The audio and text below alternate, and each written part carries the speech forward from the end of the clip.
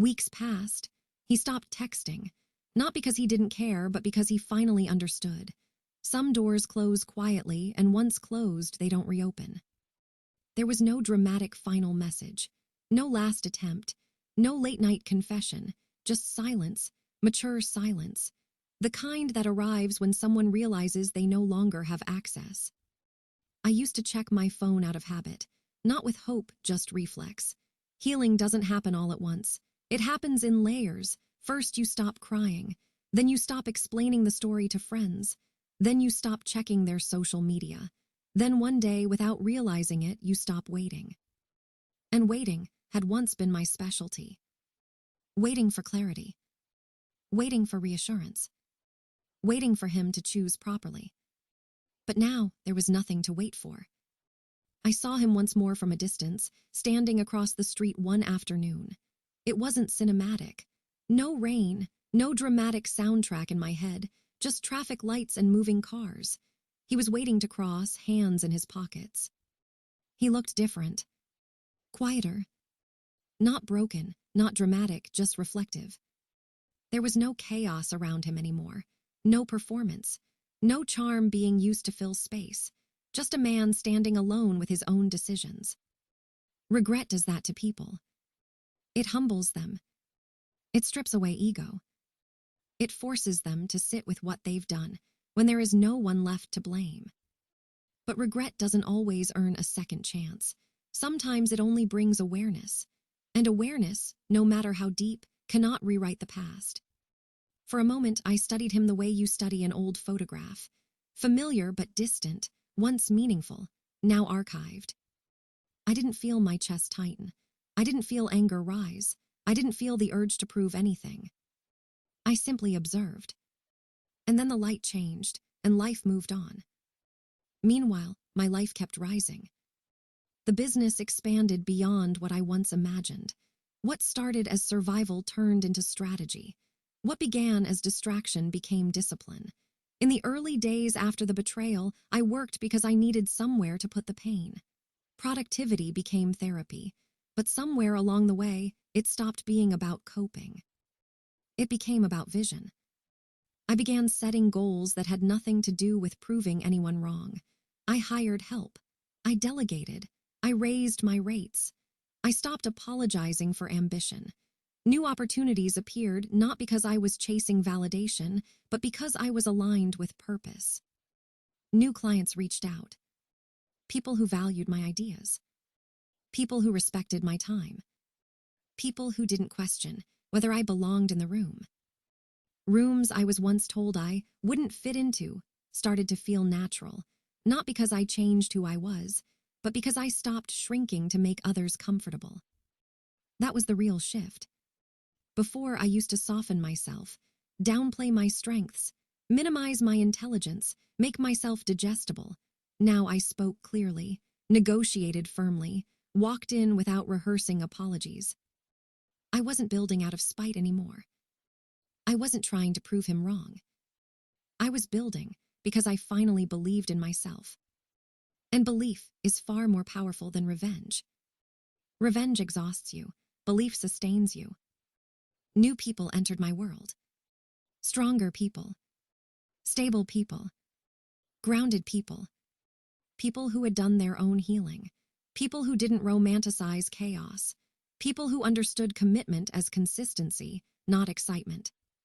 Conversations felt different. There was no guessing, no decoding, no anxiety after silence. Energy felt different. Calm. Secure.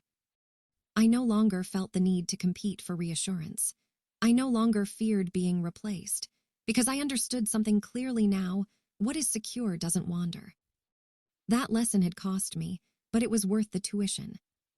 Sometimes I would catch myself smiling without reason, not because life was perfect, but because it was steady. And steadiness, I learned, is deeply underrated. I started traveling for work, speaking in spaces that once intimidated me, sitting at tables where decisions were made.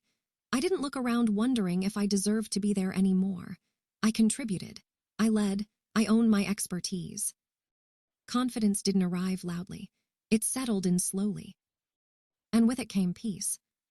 And then one night, after a long day, sitting alone in complete quiet, I realized something unexpected. I thought about him. Not intentionally, not emotionally, just briefly. A memory surfaced, a restaurant we once liked, a joke he used to repeat. It passed through my mind like a cloud. And I felt nothing. No anger. No sadness. No longing. No replaying memories. No imagining different endings. No rewriting the story in my favor. Just neutrality.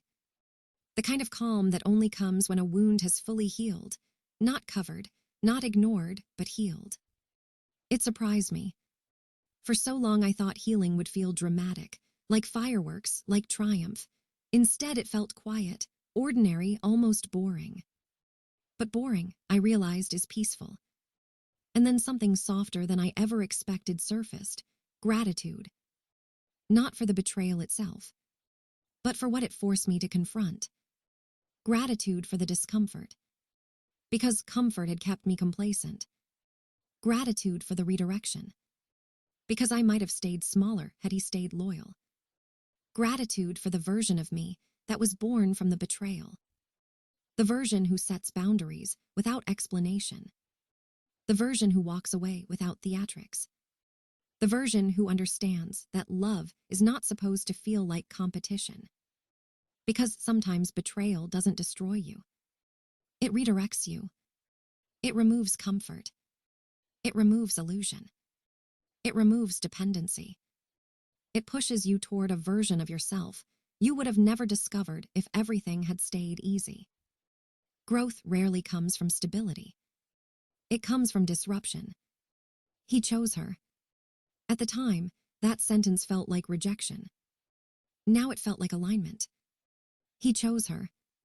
And in doing so, he unknowingly forced me to choose myself. That choice changed everything. It changed how I loved. I no longer confused intensity with intimacy. It changed what I tolerated. I no longer accepted half-effort disguised as confusion. It changed what I required. Consistency, clarity, loyalty. Not because I was bitter, but because I was aware. Losing him did lower my worth. It revealed it. And that realization was liberating.